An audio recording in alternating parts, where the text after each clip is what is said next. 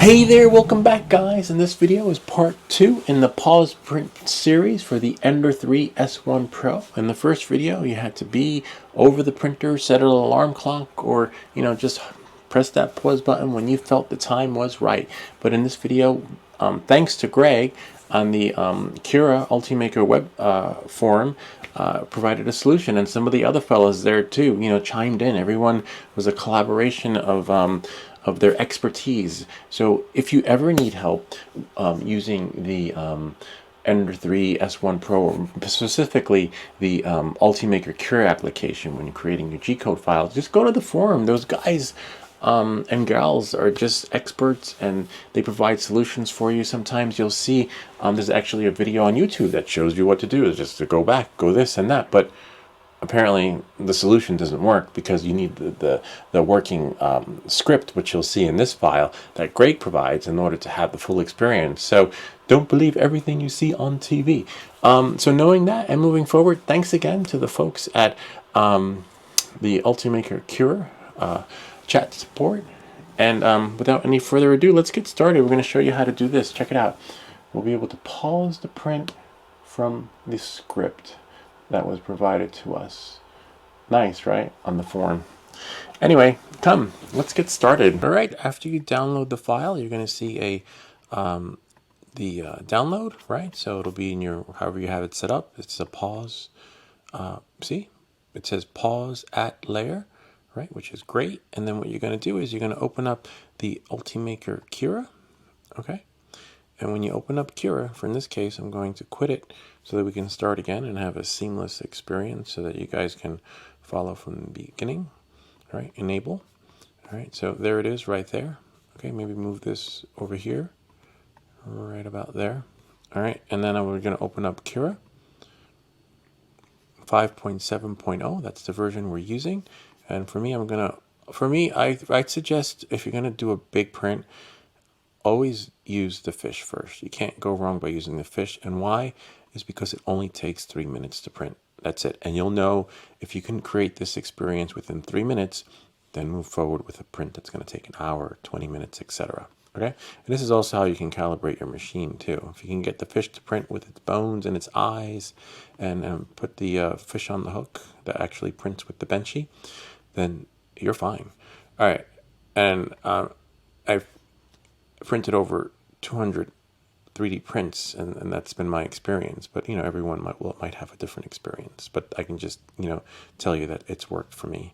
All right, so you select it like that, and most likely if you're there, you go to 1, 2, 3, third one down, and then from here we have reset and move. All right, lay flat. Sorry. So you're going to lay it flat, and then see, it lays flat. And to make sure, you can move your arrow key around just to make sure it's on the bed. Yep, it's on the bed. All right. Once you know it's on the bed, now what you're going to do is you're going to go into your extensions, right? And you see, we're not going to modify the G code as of yet, but if you go into the help, right? See right there, help, show configuration folder. Okay. And inside the configuration folder, you'll see the scripts folder. See that? Double click it. For me, I have 2 scripts in there. One was actually thanks to the folks at the Ultimaker Cura forum. I supplied that, and now the folks at the Ultimaker Cura forum, Greg. This one was provided by another fellow, and this one was provided by Greg. The PauseAtLayer. So you're going to take this, right, from your downloads folder, right? Because I already have it in there, and all you got to do is take it and then put it in, just like that. And once it's in, it'll appear in the scripts folder. Now you're going to close the scripts folder. You're going to close the downloads folder. And then we're going to quit, actually, the Ultimaker Cura so the script actually pushes there, okay? So now we're going to open up the Ultimaker Cura. Actually, we should have done that in the beginning because now we have to reset the fish again. So now, when you go here, open, we're going to go to the fish. Of course, why by default the fish is like that? Because there's no way it's going to print that way. You'll go to here, right? Remember, 1, 2, 3, third one down, right? And then lay flat. 1, 2, and it's flat. And just to be sure, always move the board. We're using the arrow key up and down. And then now what you're going to do is you're going to go to settings, right there. But right here, post here, next to settings, okay, extensions, post processing, modify G code, right? And then you see right here, you might not see it, okay? But for me, let's see what happens if I add it again. Let's see, you're gonna add, right? Pause at layer version 2. This is the one, pause at layer version 2. And when you select it, interesting. As you can see, I'm going to select it so that I can walk you through some of the things that I changed, okay, and that you'll have to change, all right? We're going to add the script, right? We add it. It's already there because we added it. First thing you want to do is pause at layer. So for me, I want to, since there are 8 layers, right? I want it to pause halfway. So I'm going to let it pause. Remember, if you save this without doing this, and let's say there's only 10 layers, you're never going to see the pause. So you have to add the pause at which layer you want it to be at, right? So that's at 4. And then here, pause command, for some reason on my printer it didn't work, so I changed this to M25 BQ, okay? And then filament change, leave that. And unload speed was left, I believe, at the same. And then purge amount, I didn't need 35. I believe I chose 5, okay? And to see my number of values that I had originally, you just go here. See? And unload speed, I changed. It was just too fast for me. I don't know. You know, everyone has preference. So I changed that to 25. And what else did I change? I'm just going back to see what else was changed. And that's it. Everything else was left the same by default. And if you want to experiment with anything else, feel free. But if you do, you also share, because this way, you know, other folks can try it too. And that's it. We did that. And now we're going to close it. In this case, I'm deleting mine. I'm deleting this because I like the other one better. But, you know, you keep yours, all right? And then you close it, right? And then you slice it, all right? And it'll take 3 minutes. Now, you could also, like, if you have a bigger project and you're not sure where you want it to pause at, you go to preview after you slice it, right? And you see, I know it shows 8 layers. So I know, right? If I zoom in like this, whoops, if I have to touch the project first, if I go to move, and then I can move the build plate. But if I want to see if I can get an angle. And on a bigger file, you can see everything. But in this case, you know where you want. See the layers? See 1, 2, maybe I figured. And in this case, 4 is ideal because half of 8 is 4. But on a different project, you know, maybe you have an arm there. Maybe you have a leg here. Maybe you have a torso here. So you can decide, you know, what colors you want those layers to be, right? So knowing that and moving forward, for me, it's going to be on layer 4. And we already set that inside of the what you call it, inside the modified G code. Now this is for this file. So when you're done and you don't want to use this anymore, don't you know, delete it when you're done, because otherwise this will be applied to your all your G code files. And as you can see here, you know, I have 2 red notification. One is for my thumbnail and one is for there. So remember, when you're done, you delete it, okay? And so knowing that and moving forward, we're going to go here. And then we're going to call it pause. Pause what? Pause fish, right? 2025, or call it whatever you want. You know, you can. It's your file, and then we'll save to disk. See, voila, and it'll save to the desktop. All right, and whoops, we'll go to the desktop and see. Welcome back to Everything That Glitches. I just want to see my desktop. All right, so anyway, see, it's right there.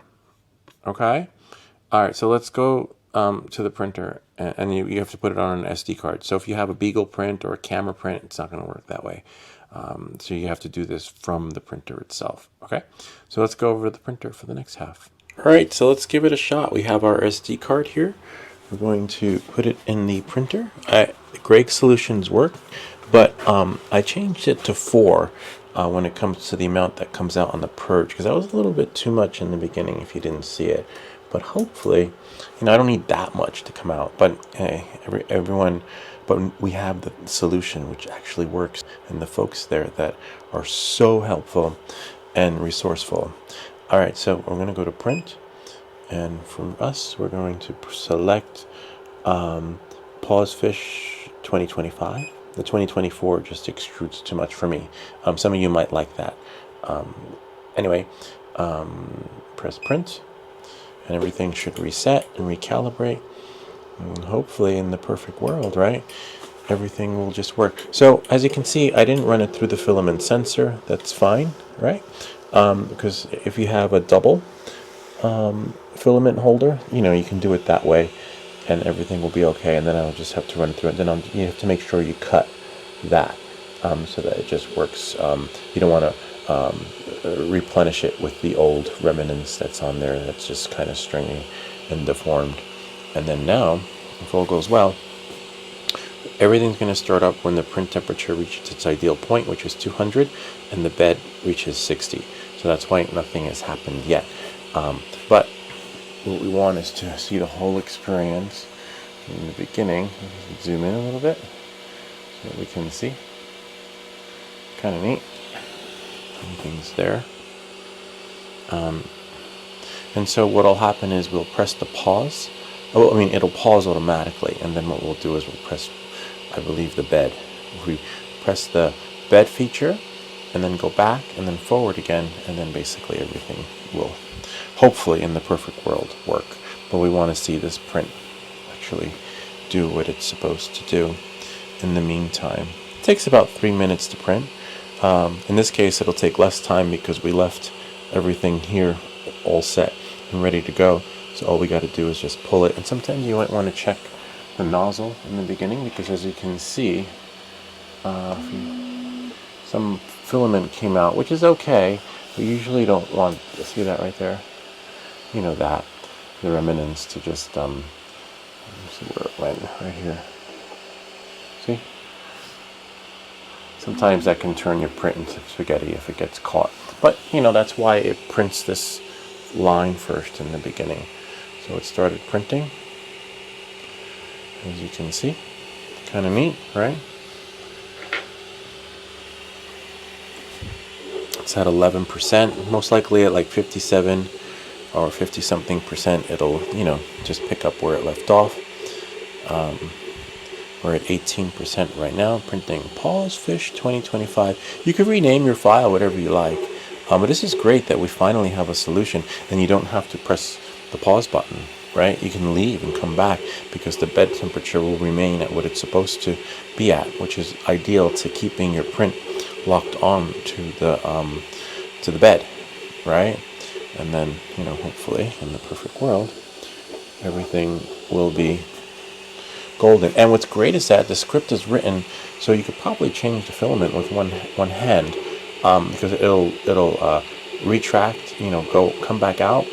So you can just pull it and then go back in if we, with this thing, because the filament will just feed itself. So hopefully something is printing. Yep, looks like it is. Awesome. And we are at 52, so right about here. You know what we forgot to do? Oh no, I thought we forgot to press the pause print layer, but I guess at 57% is where it's at. All right, so see it's extracting. See the wheel turning? So it's actually pushing it out, so that, see, that just pops right out, which is really nice.